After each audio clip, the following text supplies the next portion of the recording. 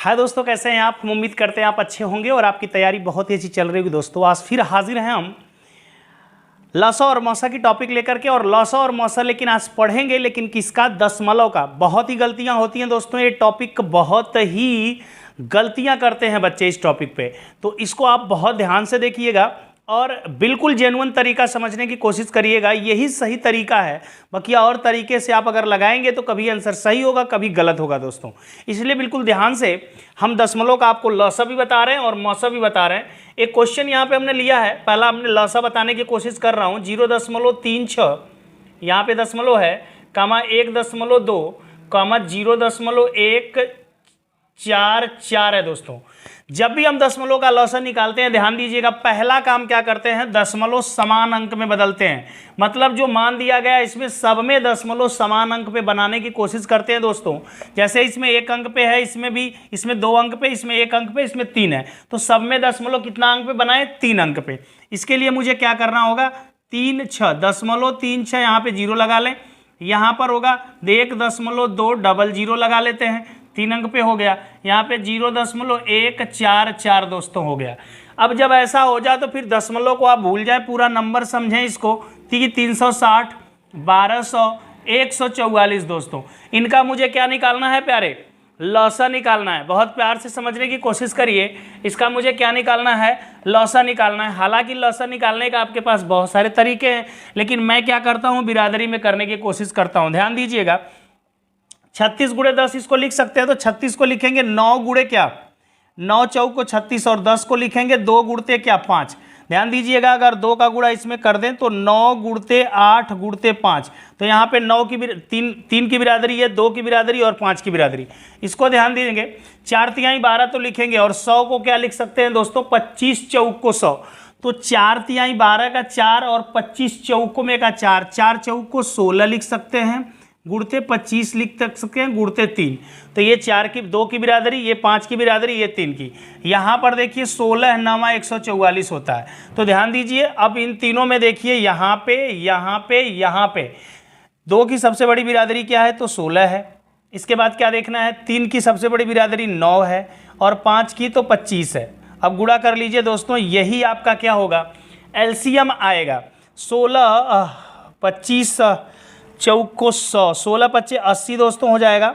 और 16 और 25 का गुणा पहले कर लेता हूं, तो 16 25 80, 16 दुना के कितना होता है? 32, और 8 कितना हो जाएगा?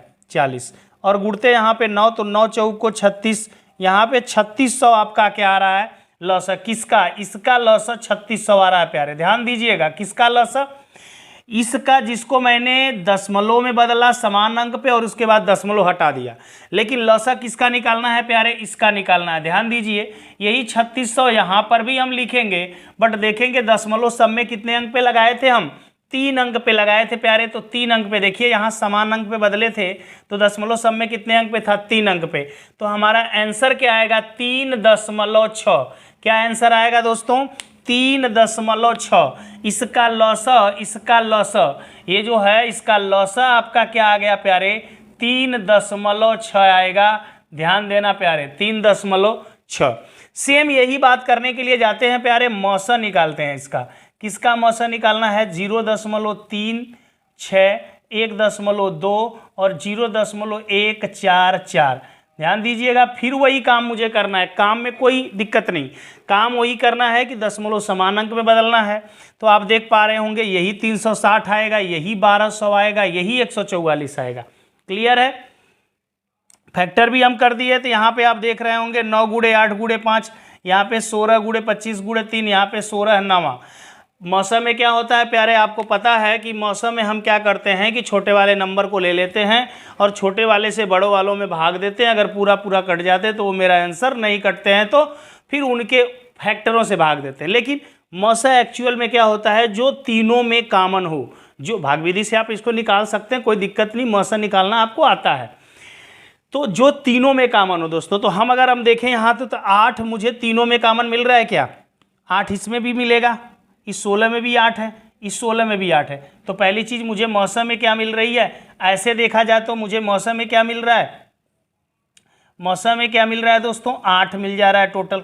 चलिए ये तो खत्म हो गई बात। अगर हम 9 के लेवल पे बात करें तो 3 इसमें भी है, 9 में भी 3 होगा, इसमें भी 3 होगा, तो 3 मिल रहा है। लेकिन 5 वाला चीज़ तो तीनों में नहीं मिल रहा है ना, 2 में मिल रहा है इसमें, तो 8 3 के क्या हो जाएगा 24। यहाँ पे मौसा पे ध्यान देना प्यारे, 24 किसका, इनका 360 1200 144 का आएगा मौसा। समझ रहे हैं बात नो, 24 इनका मौसा आ रहा है प्यारे, ध्यान दीजिएगा ना, 24 इनका मौसा आ रहा है। लेकिन हमको मौसा इनका निकालना है, तो समान अंक पे जब हम बदले हैं यहाँ पे ध्यान दीजिए, तो दशमलव कितने अंक पे लगा है, सब में 3 अंक पे, तो हमको 3 अंक पे लगाना होगा। लेकिन हमारे पास तो अंक 2 ही है, तो इसको 0 बढ़ा लिया, अब तो 3 अंक हो गया। अब यहाँ पे दशमलव हम लगा लें तो ये हमारा आंसर हो जाएगा, और इसका ये क्या हो जाएगा मस। एक बार फिर से मेरी बात को गौर से सुन लीजिएगा, जब भी कभी दशमलव का लस या मस निकालना हो, दोनों कंडीशन में दिए गए मान को समान दशमलव अंक में बदलते हैं। बदलने के बाद जो आता है उसमें दशमलव को भूल करके उन नंबरों का लस निकालना है तो लस, मस निकालना है तो मस निकाल लेते हैं। फिर जितने अंक पे हमने समान दशमलव लगाए थे, जैसे यहाँ पे सब में 3 अंक पे, तो लस जो निकालते हैं उसमें 3 अंक पे दशमलव, मस जो निकालते हैं उसमें 3 अंक पे दशमलव लगा देंगे, वही हमारा आंसर होगा। जैसा कि यहाँ पे देख रहे हैं 0.024 और यहाँ पे देख रहे हैं 3.6। तो मैं समझता हूँ कि बात आपको समझ में आई होगी, और इस पे अपने किताबों से देख करके क्वेश्चनों की प्रैक्टिस कर लीजिएगा। अगर पेपर में आएगा तो बिल्कुल ऐसे ही लगाइएगा, ऐसा ना कि दशमलव को भिन्न में बदल के लगाएं। अगर दशमलव को भिन्न में बदल के प्यारे लगाए तो सवाल का आंसर कभी आएगा कभी नहीं आएगा, और मेथड वो सही नहीं होता है। तो मैं उम्मीद करता हूँ मेरी बात आपको समझ में आई होगी। तो आज के लिए इतना ही, नेक्स्ट क्लास में मिलेंगे दोस्तों। जय हिंद।